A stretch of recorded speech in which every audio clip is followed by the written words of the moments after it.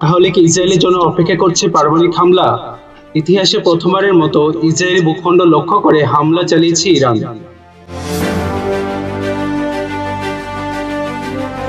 শনিবার মধ্যরাতে ইরানি হামলার মুখে সক্রিয় হয়ে ওঠে ইসরায়েলের বিমান প্রতিরক্ষা ব্যবস্থা।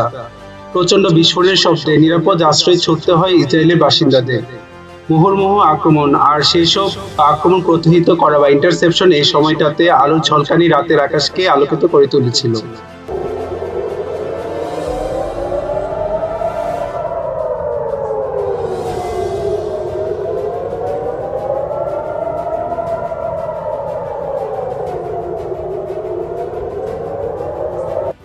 ইসরায়েলের মিত্ররা অবশ্যই সক্রিয় ছিল। ইসরায়েলের সীমানায় প্রবেশের আগেই অনেক ড্রোন ও মিসাইল ভূপাতিত করেছিল তারা। অন্তত ৯টি দেশ সম্পৃক্ত ছিল শনিবার রাতে সামরিক তৎপরতায়। ইরান, ইরাক, সিরিয়া, ইয়েমেন থেকে ছোড়া হয় ক্ষেপণাস্ত্র। সেগুলোকে ভূপাতিত করেছিল ইসরায়েল ও তার মিত্র বাহিনী যুক্তরাষ্ট্র, যুক্তরাজ্য, ফ্রান্স ও জর্ডান।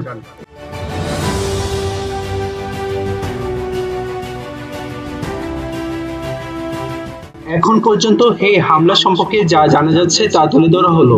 হামলায় ব্যবহৃত হয় ড্রোন, ক্রুজ ও ব্যালিস্টিক মিসাইল। রবিবার ইসরায়েলের সামরিক বাহিনী জানায় ইরান ইসরায়েলের দিকে ৩০০-র বেশি ড্রোন ও মিসাইল হামলা চালিয়েছে।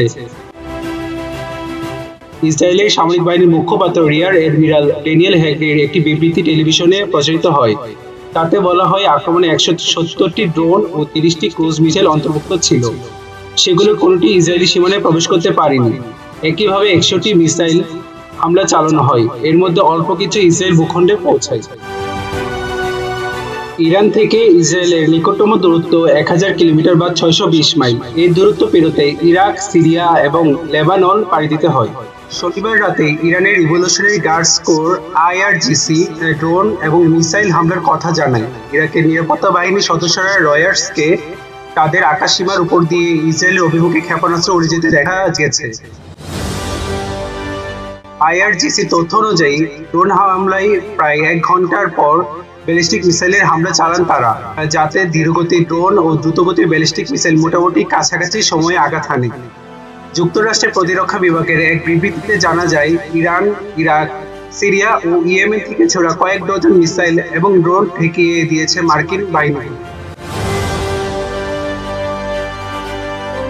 ইসরায়েলের আয়রন ডোম ক্ষেপণাস্ত্র প্রতিরক্ষা ব্যবস্থার তৎপরতা চোখে পড়ার মতো। আয়রন ডোম ব্যবস্থাটি রাডার ব্যবহার করে রকেট শনাক্ত করতে সক্ষম হয়েছে।